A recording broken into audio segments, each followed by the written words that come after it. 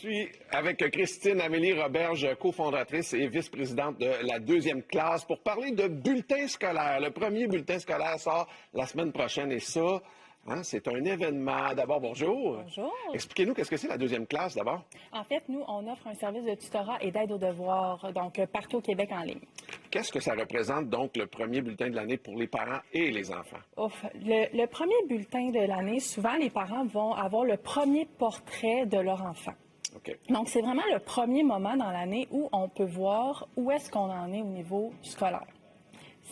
Ce qui est important à mentionner, c'est que le premier bulletin, idéalement, il ne faudrait pas que ce soit une surprise. Fait que là, cette semaine, les parents, ce qu'ils devraient faire, c'est s'asseoir avec leurs enfants et discuter comment ça va à l'école. Comment ça se passe? Est-ce que tu penses que tu as bien réussi? Est-ce que tu penses que tu as moins bien réussi? Puis d'aborder une discussion autour de ça. Peut-être aussi aborder, c'est quoi le succès pour toi? Parce que, tu sais, il y a certains enfants pour qui le succès, ça ne sera pas 100%. Puis 100%, est-ce que c'est vraiment le succès? Pas nécessairement. Là. Donc, avoir cette première discussion-là, cette semaine, c'est le moment parfait. Parce que comme ça... Avant la sortie des bulletins? Oui, avant. OK, là, je parce comprends. que là, vous allez l'avoir avec l'œil de votre enfant. Parce que si votre enfant vous dit... Je l'ai échappé, là. Oui. Ça n'a pas bien En été. maths, là, j'ai rien compris, ça n'a pas été. Bien là, tu le sais, tu t'attends à ça. Donc, quand le bulletin va arriver, pas de surprise, puis la discussion, elle est déjà entamée. Donc, tu le regardes avec un œil plus léger. OK. Donc, tu sais déjà du côté, tu es allé faire parler ton enfant Oui, d'abord, tu as exactement. communiqué avec ton enfant. Après ça, tu as les chiffres qui arrivent. Oui. Une fois que tu as les chiffres qui arrivent, comment tu négocies ça avec ton enfant? Bon, bien là, il va y avoir deux scénarios. Est-ce que tu as un bon bulletin ou pas un bon bulletin? Un bon bulletin, bien, on veut récompenser les efforts. Puis ça, il faut faire attention de ne pas toujours mettre l'accent seulement sur les notes. Parce que même si votre enfant a super bien performé, on ne veut pas tomber dans l'hyper-performance puis dans l'anxiété-performance. Oui. Donc, on va aller féliciter, tu as fait des beaux efforts, bravo, ça a super bien été. Qu'est-ce qui fait que tu as eu ces beaux résultats-là? Tu sais, on va venir consolider ça. Si ça a moins bien été. Là, il faut le travailler en coach. On parlait de sport tantôt. Donc, on n'y va pas en mode partisan, c'est-à-dire jugement. Comment ça se fait que tu as fait ça? Je suis déçue de toi. Okay. Comment ça se fait que tu n'as pas une bonne note? Non, je veux dire, si ton patron, ce matin, il dit que tu n'as pas été bon, Ça n'aide pas le lendemain. Le lendemain, c'est fragile, effectivement. Donc, on y va plus en mode coach. Okay. Parfait. Je comprends tes défis. Maintenant, on va les prendre et on va faire d'autres choses. OK. Donc, il y a plusieurs stratégies qui peuvent être mises en place. Exemple, on peut regarder l'organisation à la maison.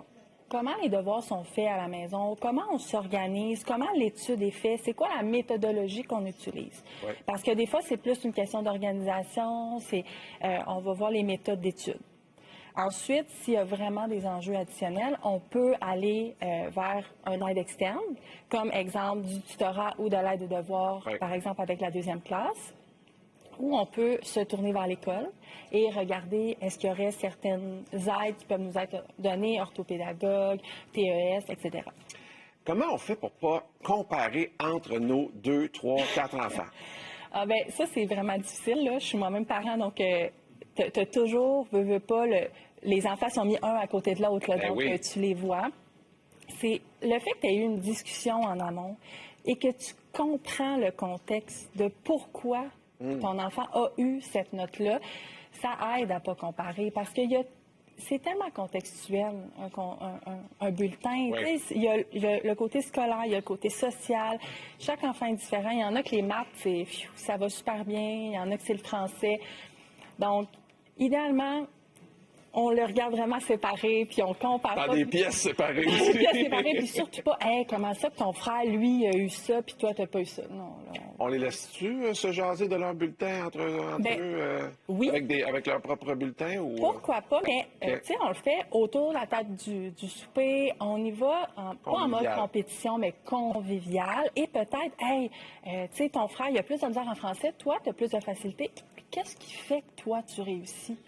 Tu sais, peut-être amener plus des conseils, et pourquoi pas intégrer là, quand ils sont plus vieux, Ouais. mais les intégrer à aider un envers l'autre. Donc, toi, tu as plus de difficultés en français, ton frère, il a de la facilité, il va t'aider à faire les devoirs. Christine Amélie, merci beaucoup pour les bons conseils. Puis ce que je retiens, si on synthétise, c'est la communication. Ah, tellement, vraiment. Merci beaucoup. Merci.